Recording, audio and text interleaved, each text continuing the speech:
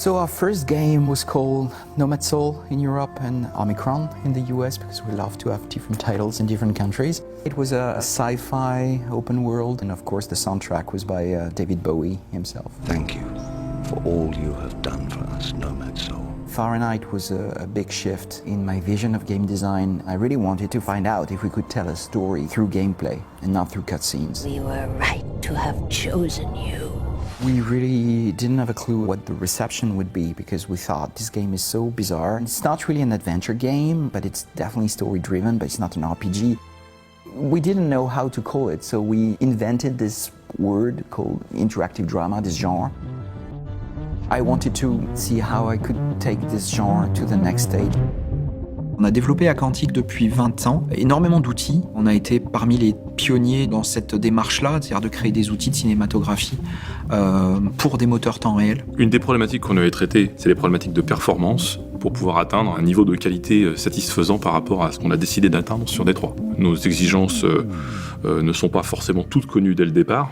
On essaie d'optimiser, trouver des solutions pour être plus rapide, plus efficace, sacrifier certains détails à certains endroits qui nous permettent d'augmenter la qualité là où on veut. Pour avancer et pour pousser D3 vraiment là où on voulait l'amener, on a fait le pari de tout refaire en interne, du moteur 3D jusqu'aux outils d'intégration. Toutes les équipes travaillent ensemble pour proposer des nouvelles méthodes de script développées par l'équipe GameLogic en interne, des nouvelles méthodes pour piloter les IA. On a un moteur en fait qu'on a développé depuis longtemps, qu'on connaît bien, qui est capable de bien subvenir à tous nos besoins. Ça nous permet aussi d'exploiter la machine à 100% puisqu'on fait un moteur dédié à la PlayStation 4. On a dû apprendre plein de choses avec l'arrivée de cette nouvelle console en fait, qui avait beaucoup plus de mémoire, beaucoup plus de puissance. Il fallait trouver comment l'utiliser de façon intelligente pour faire un éclairage plus beau, une qualité d'image plus belle, plus de textures, plus de polygones.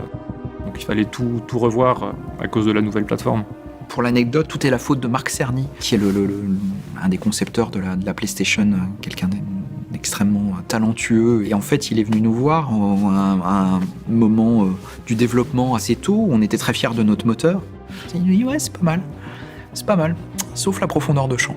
On est reparti avec Ronan, qui est le lead moteur. On s'est dit « On a un problème sur la profondeur de champ ».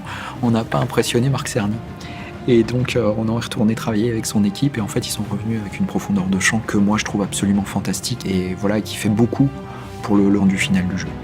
Le moteur 3D, c'est lui qui me permet en fait d'obtenir ce que j'essaie d'obtenir à l'image. Venant du milieu du cinéma, la lumière, on la questionne pas.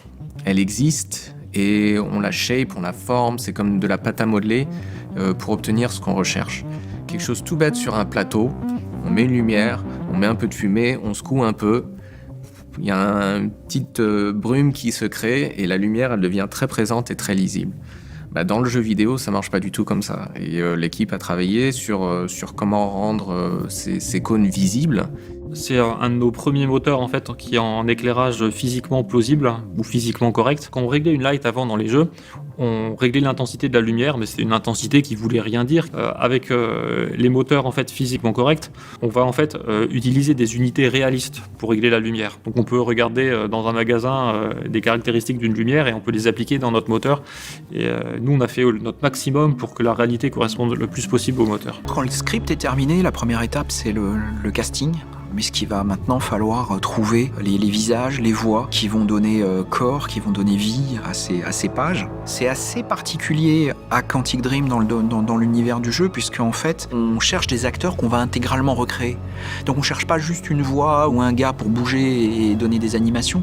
On va chercher vraiment l'acteur qui va incarner physiquement et par sa performance, par son talent, par sa voix, par ses mouvements, qui va créer le personnage intégralement. The first time I came to Quantic Dream, I met with Benjamin and David in the war room, and they showed me all the concept art of what the different scenes would look like in the finished game. I was very excited to walk onto this grid to see the entire setup of all of these infrared cameras. It was so cool. Was I being put in the Matrix or something? I knew like what it would look like, so maybe I wasn't so surprised, but it's very different when you go into the space. You're wearing a Lycra suit.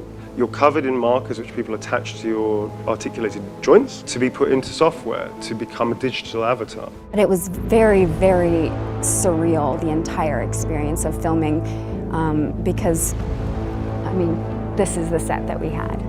It definitely is very much like acting on stage. Au cinéma, on a un bout de décor, on a un costume qui va nous aider quand même à avoir des choses pour se projeter dans l'histoire. Sur un plateau de motion capture, il n'y a rien du tout.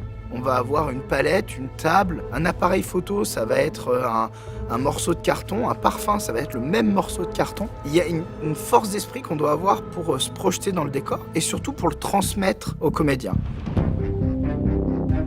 We had to imagine absolutely everything in the environment. This sandbag is a body, this piece of rope represents the whole curtain. Blocking phases with the prop team were very important because it was the only anchor we had in any realistic space, unlike a film and TV set.